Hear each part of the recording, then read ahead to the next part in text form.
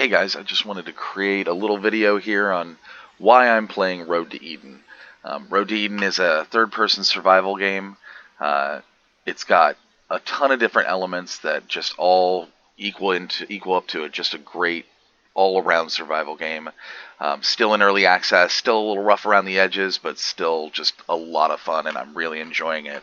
If I had to pick one thing that was the biggest reason why I've been playing this for so long, about 70 hours now after about 2 weeks, is just the immersion. If you can hear in the background for a second, you can hear all sorts of awesome background noises, ambient noises that kind of draw you into the game.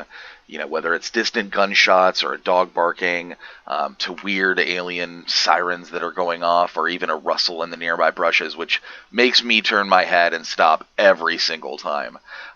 In addition, rather than just kind of the normal zombie kind of apocalypse, you've got a horrible alien invasion with a giant spaceship looming over you at all times. A weird aurora effect that starts to take place here at night, and then this giant ever-present wall surrounding the two zones of the very large map.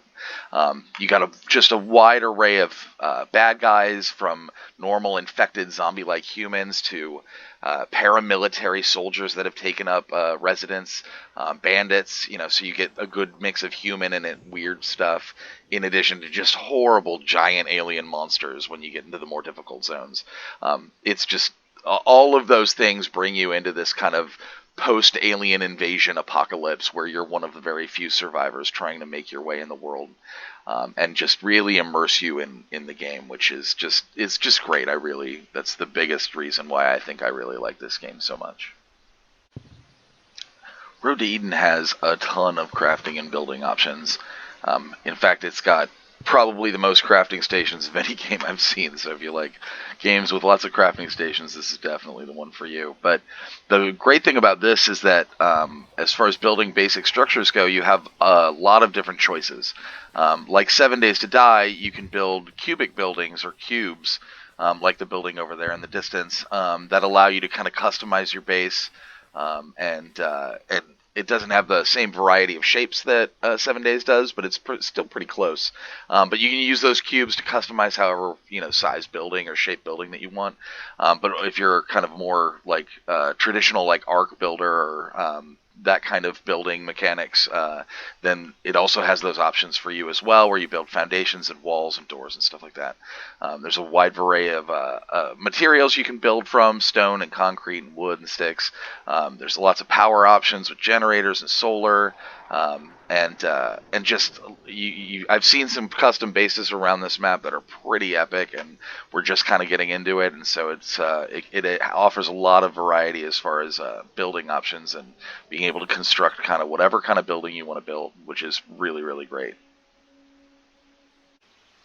So, like 7 Days to Die, this game is also all about the loot. It's about going to different points of interest, like this gas station here, exploring around, fighting varying degrees of bad guys for different kinds of loot.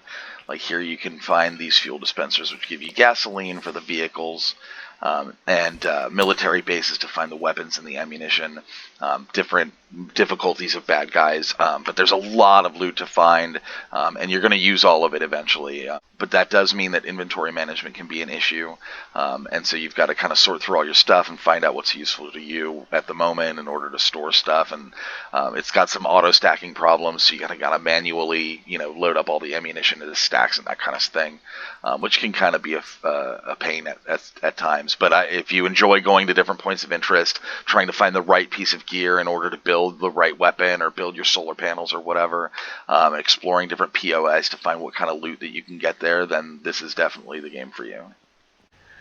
So in addition to a great setting, crafting, looting, exploring, that sort of thing, there are vehicles, there's farming, there's cooking, there are dungeons, there are events, there are hordes that attack your base, there's all kinds of great stuff in here. It's got a little bit of everything for everybody. And so if there's one aspect of survival games that you don't particularly like, or there's one that you do that you don't find in other games, then this is probably going to have it, or it's going to have other things for you that you can, enjoy and take advantage of, unlike, other games which specialize in kind of one aspect. But all of that is wrapped around just a great immersive game that's just been a lot of fun to play, and I look forward to exploring a lot more of it. And if you want to come join us on the official North American West servers, we're here, and we're always looking for people to join us. For all those reasons and more, that's why I've been playing Road to Eden.